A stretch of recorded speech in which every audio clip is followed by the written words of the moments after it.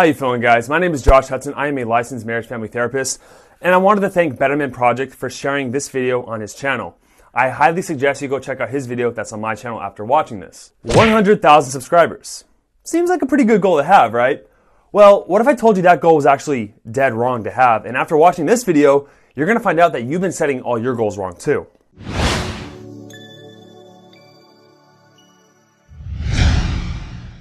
People often confuse means goals with an end goal. We often go about our life choosing college majors, career paths, and even life partners as if they were an end in themselves, when in fact, they're only a means to an end. And after watching this video, you're going to learn how to reset your goals properly to maximize your results.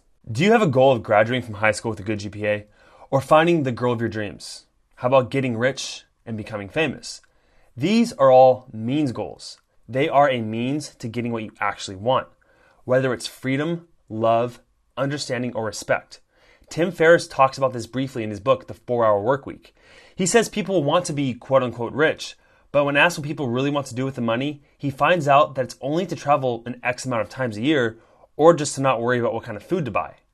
That may only mean about $70K a year for someone. By erroneously thinking that they have to be a millionaire, they lose motivation because the goal seems so far out of sight. Learning how to set up the proper end goal leads to an effortless achievement. The reason we don't naturally use end goals instead of means goals is due to what Vishen Vakhiani calls in his book, The CULTURESCAPE. He wrote the code of an extraordinary mind, and he says how the culturescape or society, whether from parents, school, or social media, gives us something called BRULES, short for bullshit rules that we just blindly follow. We use BRULES to categorize things, processes, and even people. Many of our most formative rules about how to live come through others. And these rules are tightly bound to ideas of what is good, bad, right, and wrong. When we look at them closer, we often find that BRULES were imposed on us for convenience sake. These BRULES are like outdated software. The first part of updating yours is questioning your current system. Vishen encourages us to do this by putting those BRULES to test by asking certain questions. The first one is it based on trust and hope in humanity? The second is, does the rule grant some things while restricting others? Did you take it from another culture or religion? Is it based on rational choice or contagion? And lastly, does it serve your happiness? Once you have dismantled these BRULES and have understood what you truly want, then you can go forth and create your end goal by asking yourself the 3 most important questions. Before we get into those questions, we need to understand what categories end goals fall into because there are 3 types. The first category is experiences. No matter what you believe in about humanity's origins, one thing is clear. We're here to experience all the world has to offer. Not objects, not money, but experiences, because they last forever.